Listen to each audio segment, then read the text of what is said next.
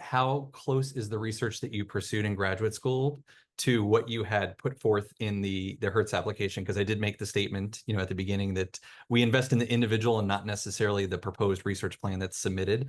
So I was curious, Jenny, how closely, if you remember your application or if you're going back and looked at it, how closely your graduate research followed what you put forth in the application, and others feel free to chime in on that too.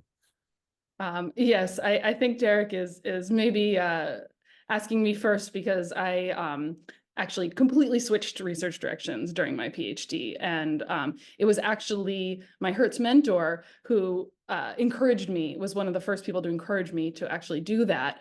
Because when we would meet, there were some things that were not working out well in my research group. And my interests were shifting. And so I started out doing ultra cold atoms and then switched into solid state sensors with nitrogen defects in diamond. And so my PhD ended up being completely different from what I initially proposed. And the Hertz Fellowship was not only, there with me through that, but actually supported me and encouraged me through that. And so I think when you put forward your research plan, you should be serious about it. You should be putting forward something that you think you want to pursue, even if you're not 100% sure, but nobody's going to hold you to that. It's really, you have the freedom to make of your PhD what you want.